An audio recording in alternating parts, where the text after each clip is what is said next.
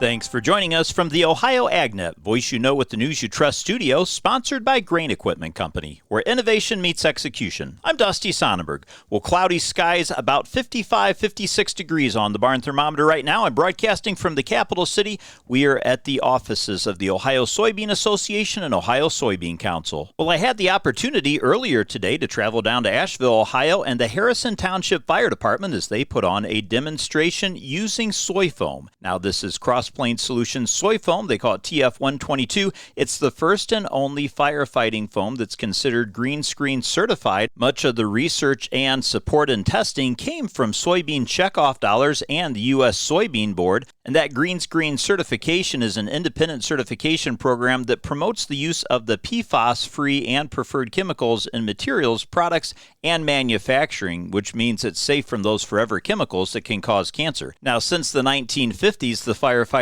foam that was used did contain some of that PFAS to put out fires, but it did have the issue where it could leak into the environment and then cause problems. The soy foam is a wetting smothering agent capable of extinguishing both Class A and Class B fires, and it's certified as biodegradable at 84% through the U.S. Department of Agriculture's BioPreferred program. In other agricultural news, taking a look at USDA's March hog and pigs report that came out last week, U.S. inventory of all hogs and pigs on March 1st of 2025 was 74.5 million head. That was down slightly from March 1st of 24 and down 1% from December 1st of last year. USDA's report came out on Thursday, and breeding inventory was at 5.98 million head. That down 1% from a year ago and down slightly from the previous quarter. Now, market hog inventories at 68.5 million head was down slightly from last year and down 1% from last quarter.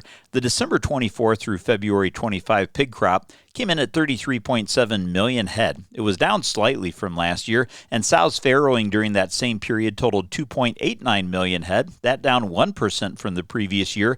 The sows farrowing during this quarter represented 48% of the breeding herd, and the average pig saved per litter was up to 11.65 for December 24 through February 25. That compares to 11.53 a year ago. Now, U.S. hog producers intend to have 2.91 million sows farrowed during the March through May 25 quarter. That is down slightly from the actual farrowing during the same period a year ago, and it's down 1% from the same period 2 years ago. Intended farrowings from June through August of 25 are at 2.96 million sows, again down 1% from the same period earlier and 2% from the same period 2 years earlier. The total number of hogs under contract owned by operations with over 5,000 head but not raised by contractees account for 52% of the total U.S. hog inventory, unchanged from the previous year. Let's change directions now and get a quick industry update from Joe Everett in his time out at Commodity Classic. Joining me is Tim Hennessy. He is the strategic grower lead at Phycoterra,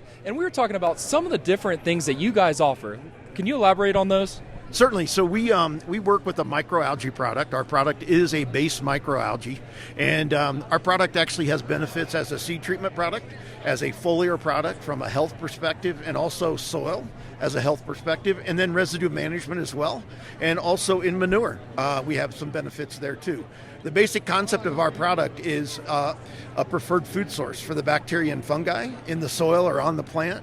And basically, what we do is we feed that bacteria as a superfood source, and basically we feed the largest structure of bacteria and fungi and the most diverse structure of bacteria and fungi.